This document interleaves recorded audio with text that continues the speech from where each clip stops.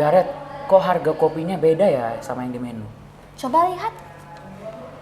Iya bener. Tadi kita lihat di menu 30.000 harganya. Kok di sini kita bayarnya 33.000 ya? Iya ya, ini apa baristanya salah ngitung kali? Bisa jadi. Mau nanya nggak? Nggak mau ah, aku malu, kamu aja yang tanya. Aku juga malu. Jadi gimana ya? Nggak tahu gimana ini ya. Margaret sama Meti. Hai. Ternyata kalian lagi nongkrong juga di sini. Iya Iya, ya belum, Miss. Pada suka ngopi ya. Suka. Suka. Tadi ngobrolin apa sih? Kayaknya serius banget. Kita ngobrolin ini kenapa sih harga yang di stroke sama yang di menu itu beda, Miss. Oh, iya. Jadi kami bingung gitu. Boleh gabung nggak? Boleh banget dong, banget. Miss. Udah. Jadi dari tadi kalian ngobrolin soal stroke itu. Iya, Miss. Boleh lihat nggak? Boleh nih Miss. Oke. Oh, ini namanya pajak. Jadi di makanan atau minuman kita memang kadang dikenai pajak 10%. Kan harga kopinya 30. Iya. Kemudian pajaknya 10%. Jadi 33.000 yang harus kalian bayar. Pajak Gitu. Pajak itu apa ya Miss? Kok kita dikenakan pajak juga? Oke, jadi kalian belum paham tentang apa itu pajak ya? Belum, Miss. Pajak itu sebenarnya adalah salah satu pendapatan dari negara kita atau bagian dari APBN gitu ya. Nanti saya jelaskan sih. Karena sebagai anak muda, kalian itu harus menjadi generasi yang peduli dengan uang kita. APBN itu apa lagi Miss? Terus uang kita kok saya belum pernah denger ya? Jadi pajak itu adalah yang dipungut dari pembayaran tadi kan, itu sebenarnya uang kita atau uang rakyat. Oke, saya jelasin ya apa itu APBN. Nah, apa itu APBN? APBN adalah anggaran pendapatan dan belanja negara yang merupakan rencana keuangan pemerintah yang disetujui oleh Dewan Perwakilan Rakyat.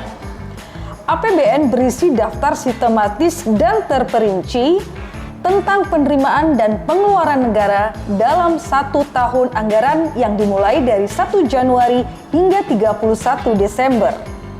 Lalu terdiri dari apa saja pendapatan negara itu? Pendapatan negara adalah hak pemerintah pusat yang diakui sebagai penambah kekayaan bersih yang terdiri atas 1. Penerimaan perpajakan. Penerimaan perpajakan adalah semua penerimaan negara yang terdiri atas pendapatan pajak dalam negeri dan pendapatan pajak perdagangan internasional.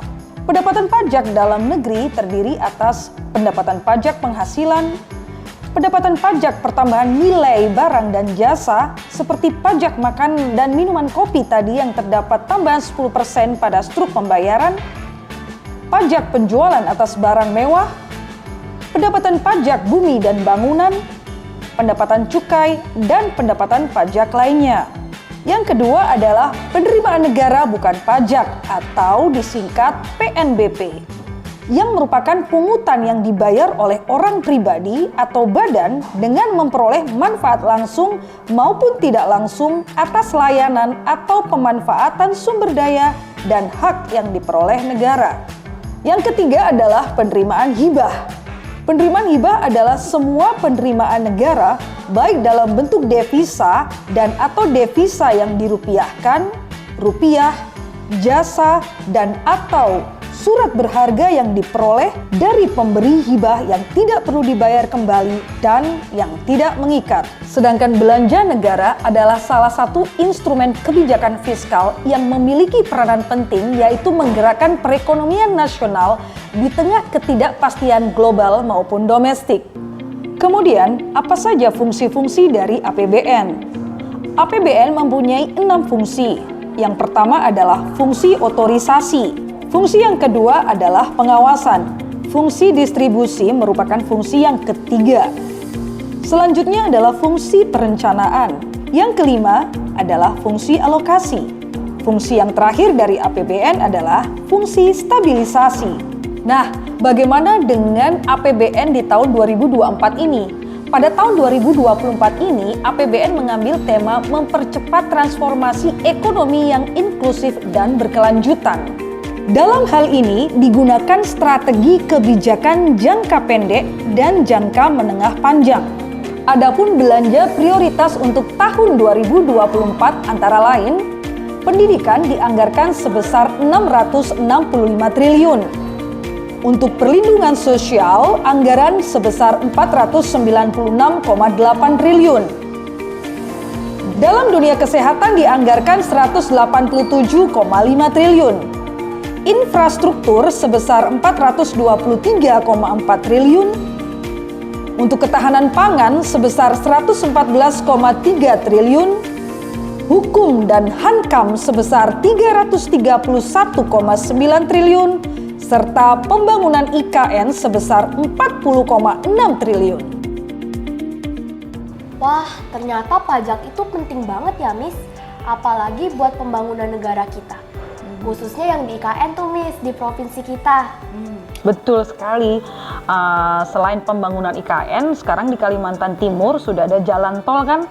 Jadi kita bisa menikmati perjalanan Balikpapan ke Samarinda lebih cepat gitu. Dan itu semuanya adalah merupakan bagian dari pendapatan negara yang dibelanjakan dalam bidang infrastruktur gitu. Oh gitu, Miss. Jadi gimana? Bangga juga kan ke provinsi kita bisa menjadi ibu kota Nusantara kan? Oke, ngomong-ngomong udah pada bayar kopinya belum? Belum, sih, Miss. Ya udah, untuk kali ini saya yang traktir. Makasih, Miss. Makasih loh, Miss. Mari menjadi generasi yang peduli dengan uang kita.